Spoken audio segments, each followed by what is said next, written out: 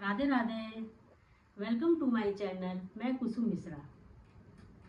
इस वीडियो में मैं आपको लक्ष्मी पूजन के बारे में बताऊंगी। मार्गशीर्ष मास का 4 गुरुवार लक्ष्मी पूजन के लिए, लक्ष्मी प्राप्ति के लिए बहुत ही सुफलदायी है। जिन लोगों को लक्ष्मी चाहिए हो उनको 4 गुरुवार का व्रत और पूजन महालक्ष्मी जी का जरूर करना चाहिए।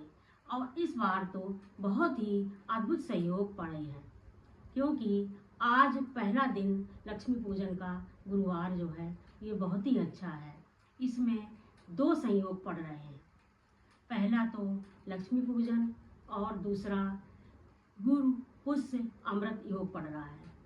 इस योग में पूजा, जप, तप, दान बहुत ही फलदायी होता है।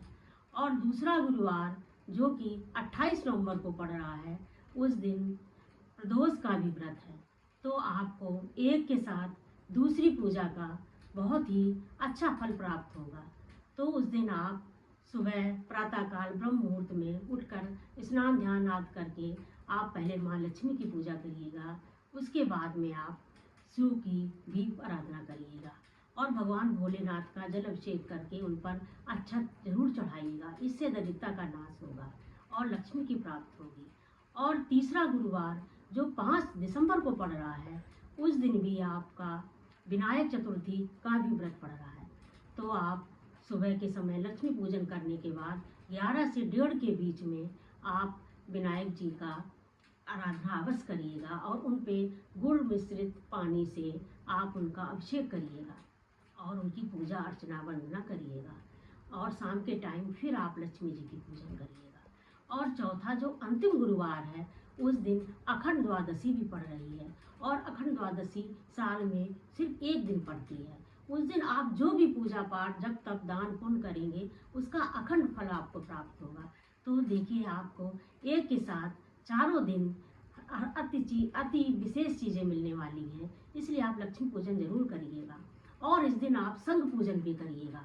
और आपको ये पूजन कैसे करना है, अगर आपके पास समय नहीं है तो आप इसको शॉर्ट में भी कर सकते हैं। और ये शॉर्ट जो रास्ता मैं बता रही हूँ, ये शास्त्र सम्मत है, ये कोई कपोल कल्पना नहीं है।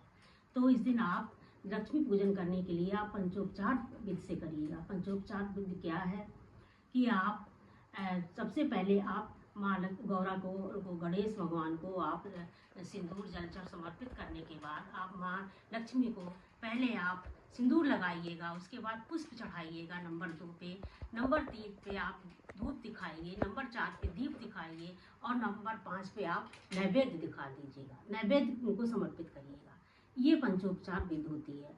और अगर आप डिटेल में करना चाहते हैं आप, तो चौकी बिछा के उस पर वस्त्र बिछा के पीला और माँ दुर्गा की, महालक्ष्मी की आप प्रतिमा स्थापित करके कलश अलस रख के आदि करके आप अच्छे से अभी कर सकती हैं।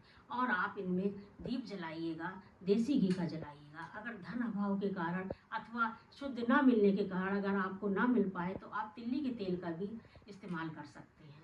और दिन भर निराहार व्रत रह के, निराहार का मतलब फल, दूध और जल और जूस आदि आप ले सकते हैं। और शाम के टाइम आपको भगवान को भोग लगा के, माता लक्ष्मी को आप खीर का भोग लगाइए। और खीर भोग लगाने के बाद आप भोजन प्रसादी पाइए। और ये इस बात का ध्यान रखना है आपको कि दही आपको नहीं इस्तेमाल करना है।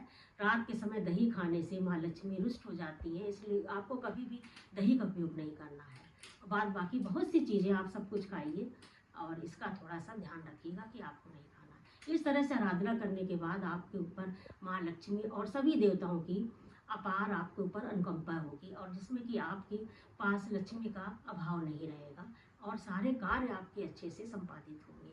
और ये हमारा आज का वीडियो था। और आपको कैसा लगा आप लाइक करिए, सब्सक्राइब करिए, कमेंट करिए और शेयर अवश्य करिएगा। धन्यवाद। जय श्री राधे।